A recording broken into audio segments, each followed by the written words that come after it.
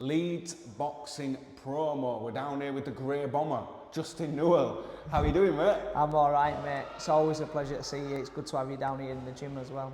Likewise, mate, likewise. Yeah. Just wanted to have a little chat with you, just a little reflection over your career and your achievements and the team now and how they're doing. And Yeah? It seems mad though now because, like, obviously, it's like I've had my career, I'm done, and now I'm here, you know what I mean? Obviously, I'm passing on a little bit, well, my knowledge to the lads, you know what I mean, and helping out.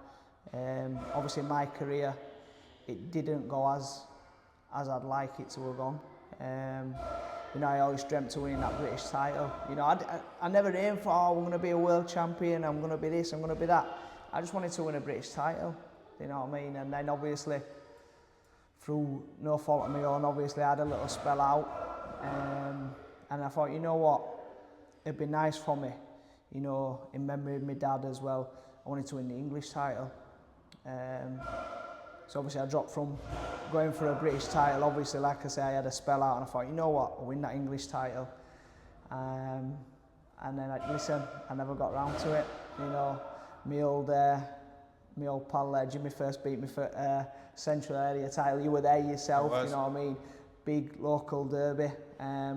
We had that. There were no needle between us, you know what I mean? Because, you know, we were friends and, you know, we're both gentlemen, both in and out of the ring. And listen, on that night, it wasn't my night. It is what it is. It's boxing, you know. That's it. You can't go in the shower and not get wet. Mountain tops and valleys, mate. Yeah, it is, and obviously he landed the shot what he needed to land, and obviously he pulled off that big win. So fair play to him.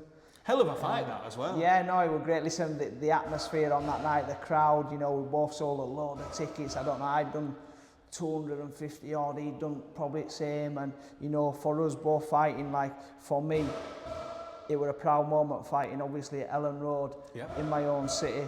You know, we had it on billboards all over. It was great. No, the build up for it was great, no, and the fight was great for as long as it lasted, and the atmosphere as well. So the atmosphere in the venue on the night was great. It was, you know, and I'd like to say thank you to all the fans who have supported me, you know, not just on that night but throughout my career as well. You know, I have a lot of support from a lot of people from all over, and it's great to see, and you know, it don't go unnoticed. So thank you everybody out there who's always supported me. Right, let's take it back to the beginning, Justin. When did you start boxing? I was 15-year-old when I first started boxing.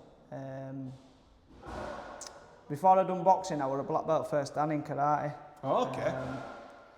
To be fair, I was quite good at it as well. I was probably naturally talented with that.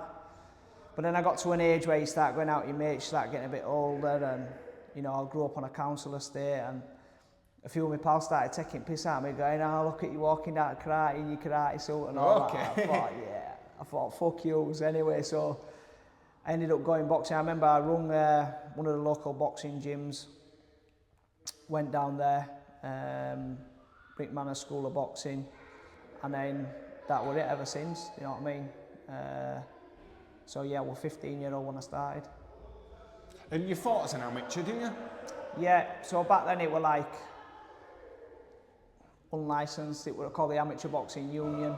So I boxed on there, I can't remember how many, I had like 23 or something like that, I think I might have lost 2. Then I went into ABAs, I had 3 ABA fights, I lost 1, I won 2, lost 1, and then turned professional. And how old were you then when you turned professional? Couldn't tell you, can't remember. I think 2009 I remember my debut, so I'm 36 now, you do the maths. Okay. Figure it out on screen, or someone can watch it and go, yeah, well, it was so and so old, yeah. And how many fights did you have as a professional? So I ended up having, what did I have there? 15 in total. Right. So I won 13, lost 1 and drawn 1. Look, I don't know, like career, you know what I mean? I tried my best, I give it my all. Like I say, I had a spell out. I think what I did have 7 or 9 fights, then I had a spell out, and then I come back, turn my life around, and give boxing my all. Do you know what I mean? I was dedicated. Obviously, I started taking the training serious, you know, in terms of like your strength and conditioning, your S&C, your S&C work, and then your nutrition.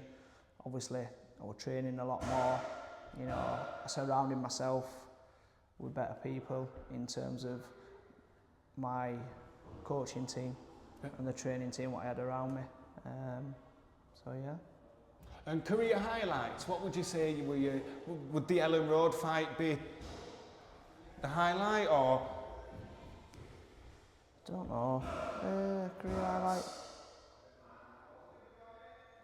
Thinking back over the years, I think between obviously my debut, same again, I boxed at Ellen Road in my debut in my home city.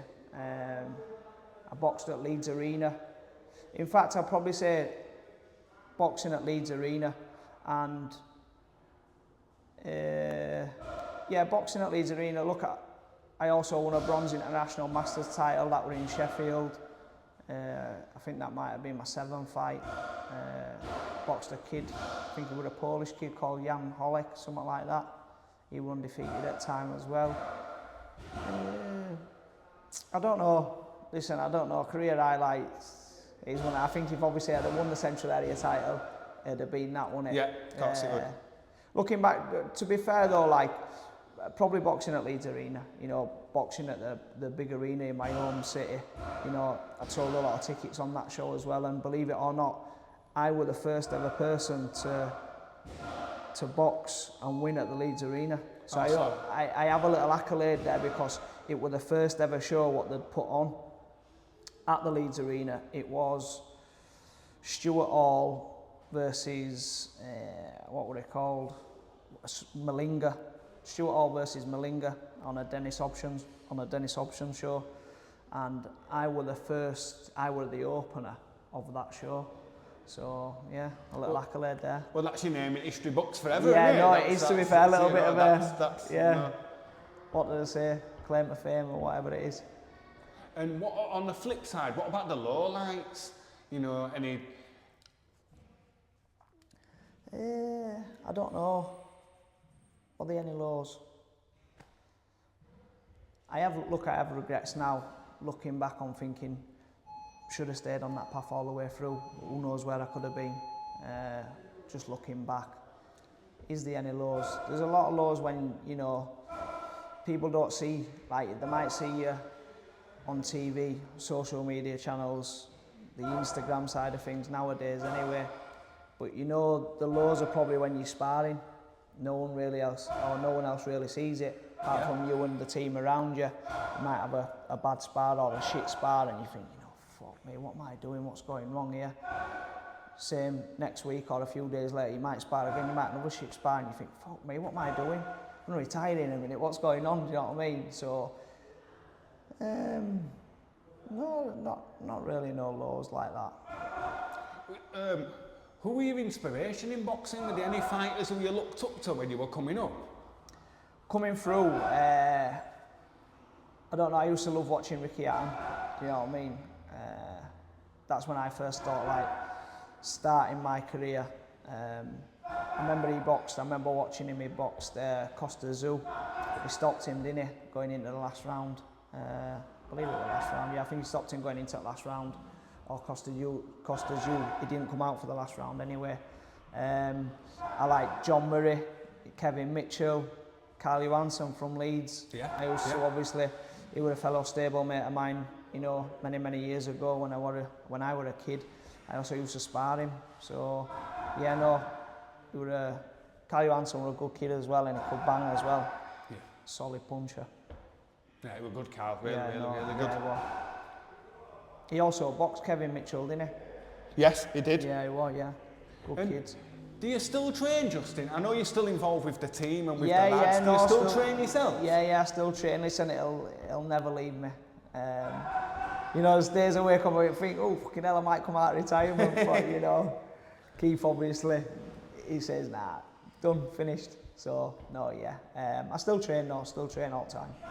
And was it a hard decision that when you decided to hang the gloves up and to call it a day, you know? Yeah, I think as a fighter, you never want to retire, you know what I mean?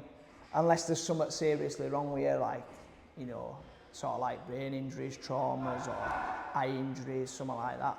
But as a fighter, I don't think any fighter really wants to sort of like say, yeah, my days are done, do you know what I mean?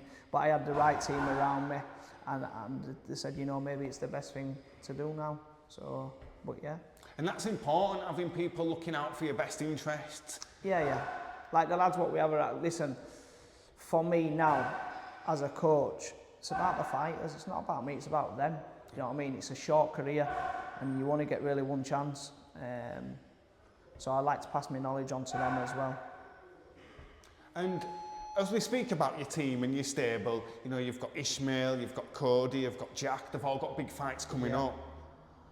What's it like being around them and seeing them now? Do you sometimes miss it and think, I wish that was me? Or do you sometimes think, oh, thank God that isn't me? And, you know, listen, there's sometimes when I see the lads sparring and I think, thank fuck that's not me. No, but, you know, I'm safer on this side of the ropes. So, but yeah, no. Look, we've got a good team around us, like you say. We've got Jack, he's fighting Mick Conlon soon, 3 or 4 weeks. Young Cody Smith, he's on the undercard. And then we've got Ishmael Davies, he's fighting the week later over in Belfast against Kevin Ajarko.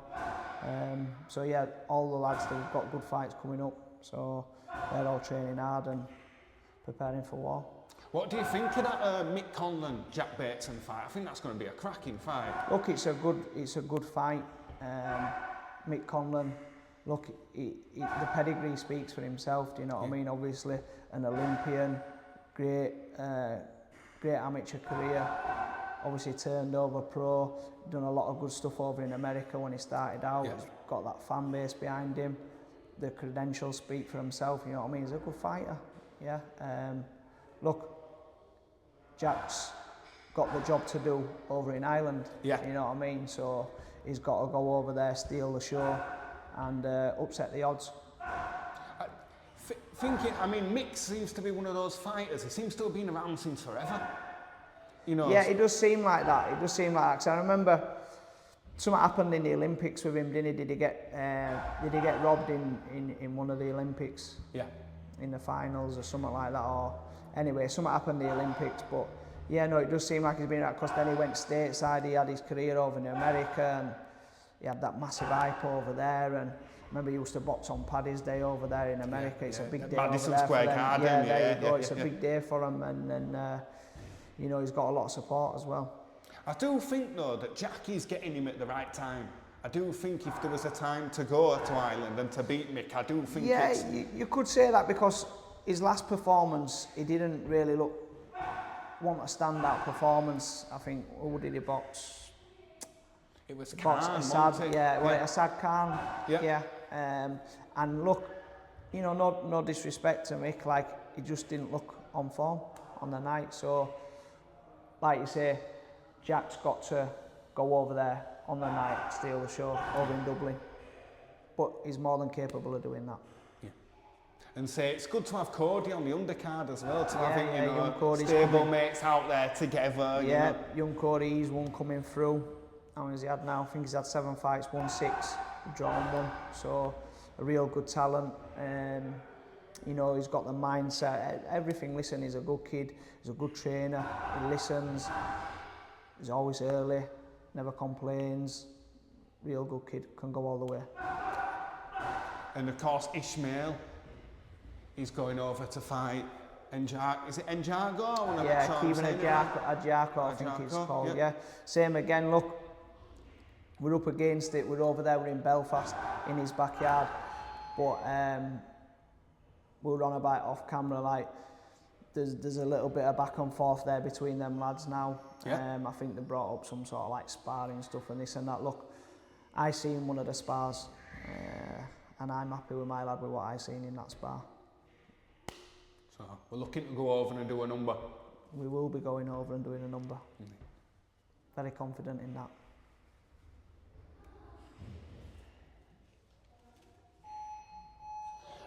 And just before we finish, Justin, you know, they say that a big part of boxing, it's more mental than physical. So how did you find motivation when it got hard? You know, when you were making weight, Listen, you know what it is for me? My family, my kids. Right. Do you know what I mean? Just wanting to give them a better future as well. you know, I've always had that mindset. You know, I grew up on a council estate, so we're all rough, tough kids. We've all been through trauma, and you know, we've all got a past. You know, mine, obviously the upbringing what we had. You know, we just listen, get out there. You got to fend for yourself. But yeah, no, for me, doing it for my kids. You know, wanting better for my kids and having a better future for them. That were it. That's a good answer, mate. And if you had any advice for any youngsters out there on the come up, getting into boxing, what advice would you have for them? You know what? It's one of them where you've got to say, listen, if you can't give it 100%, don't bother. Because look, it's a tough sport as it is. So you don't want to be coming in there half-hearted and just ticking over and whatever else. Listen, you've got to go in there, listen to what the coaches are telling you to do. You know, take responsibility when you're not fighting or when you're not competing. You know what you should be doing outside the gym as well. You know, obviously you want to be looking after yourself. You know, the S&C stuff, the nutrition. You know, you've got to give it 100%. Sound advice, that, mate. But yeah, no. Thanks a lot for your time, Justin. Yep. It's always great to see you, mate. No, it's always a pleasure, you know what I mean? It's good to have you down there. And like I say, I've seen you on the shows now, the channel's building. Yeah, we're getting out there. No, it's good. It's good to see, and like I say, I knew you previous to this. You're doing a great job, and all the best in the future with it. Thank you, really appreciate it. No, Sam, spot on. There you go.